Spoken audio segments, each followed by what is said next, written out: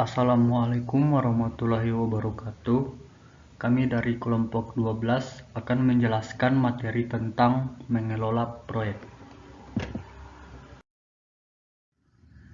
Yaitu yang pertama, pentingnya manajemen proyek. Ada tingkat kegagalan yang sangat tinggi di antara proyek sistem informasi. Di hampir setiap organisasi, proyek sistem informasi memerlukan banyak waktu dan uang untuk diimplementasikan daripada yang diantisipasi atau yang telah selesai tidak berjalan dengan baik. Bila sistem informasi tidak memenuhi harapan atau biaya yang harus dikeluarkan, perusahaan tidak menyadari adanya keuntungan dari investasi sistem informasinya, dan sistem mungkin tidak dapat menyelesaikan masalah yang menjadi tujuannya. 1. Proyek macet dan kegagalan sistem. Rata-rata, proyek sektor swasta diremehkan setengahnya dalam hal anggaran dan waktu yang dibutuhkan untuk mewujudkan sistem yang lengkap yang dijanjikan dalam sistem. Banyak proyek dikirim dengan fungsionalitas yang hilang dijanjikan untuk pengiriman di versi yang lebih baru. Namun, nyata di antara 30 dan 40% dari semua proyek perangkat lunak adalah proyek pelarian yang jauh melebihi jadwal asli dan proyeksi anggaran serta gagal tampil seperti yang ditentukan semula. Sebuah proyek pengembangan sistem tanpa manajemen yang tepat kemungkinan besar akan mengalami konsekuensi seperti ini. Yaitu yang pertama, biaya yang jauh melebihi anggaran. Kedua, penguluran waktu yang tidak diharapkan. Ketiga, kinerja teknis yang kurang dari yang diharapkan. Keempat, gagal mendapatkan manfaat yang diantisipasi. 2. Tujuan manajemen proyek. Sebuah proyek adalah rangkaian kegiatan yang direncanakan untuk mencapai tujuan bisnis yang spesifik. Proyek sistem informasi mencakup pengembangan sistem informasi baru, peningkatan sistem yang ada, atau peningkatan penggantian infrastruktur teknologi informasi perusahaan, atau TI. Pengelolaan proyek mengarah pada penerapan pengetahuan, keterampilan, alat, dan teknik untuk mencapai target tertentu sesuai batasan, anggaran, dan waktu yang ditentukan. Kegiatan pengelolaan proyek meliputi perencanaan, pekerjaan, penilaian risiko, estimasi sumber daya yang dibutuhkan untuk menyelesaikan pekerjaan, mengorganisir pekerjaan, memperoleh sumber daya manusia dan material, menugaskan tugas, mengarahkan kegiatan, mengendalikan pelaksanaan proyek, melaporkan kemajuan dan menganalisis hasilnya. Oke, 14.2 memilih proyek. 1. Struktur manajemen untuk proyek sistem informasi. Pada puncak struktur ini adalah kelompok perencanaan strategis perusahaan dan komite pengarah sistem informasi. Kelompok perencanaan strategis perusahaan bertanggung jawab untuk mengembangkan rencana strategis perusahaan yang mungkin memerlukan pengembangan sistem baru. Kedua, faktor kesuksesan kritis. Untuk mengembangkan rencana sistem informasi yang efektif, organisasi harus memiliki pemahaman yang jelas mengenai kebutuhan informasi jangka panjang dan jangka pendeknya. Analisis strategis atau faktor keberhasilan kritis, pendekatan berpendapat bahwa persyaratan informasi organisasi ditentukan oleh jumlah kecil faktor keberhasilan kritis atau CSF manajer. 3. Mengubah sistem proyek terhadap rencana usaha.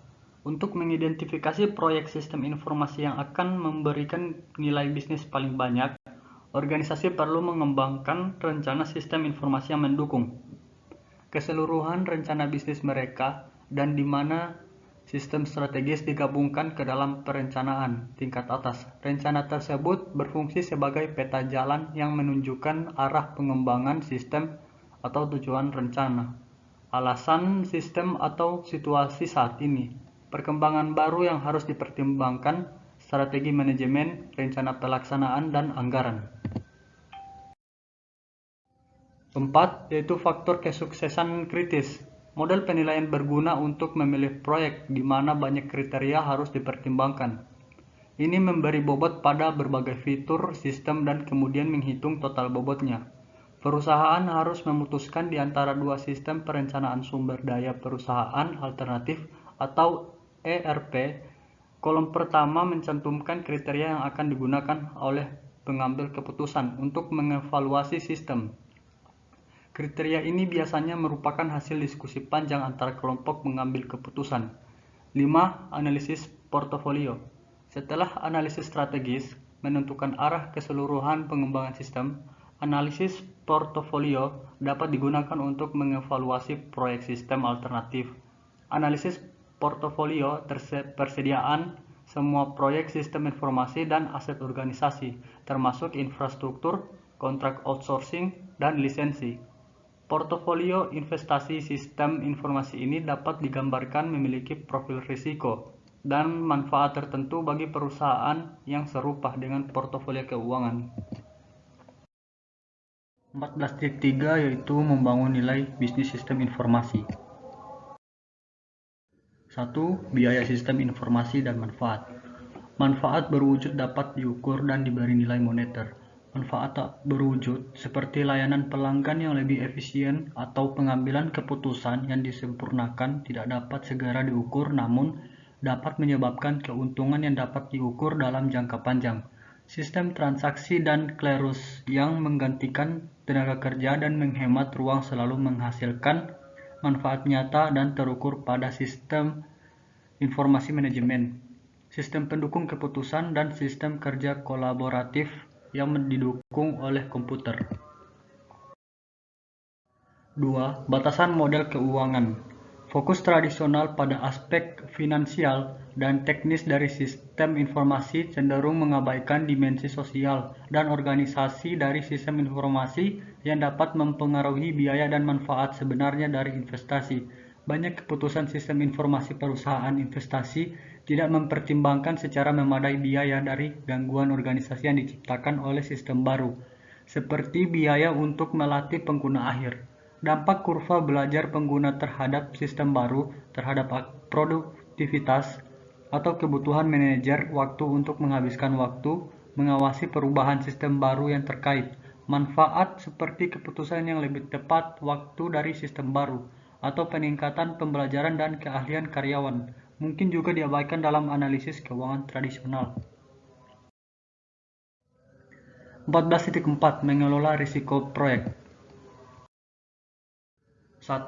Dimensi risiko proyek. Beberapa proyek pengembangan sistem lebih mungkin menciptakan masalah yang telah kita gambarkan sebelumnya atau mengalami penundaan karena membawa tingkat risiko yang jauh lebih tinggi daripada yang lain.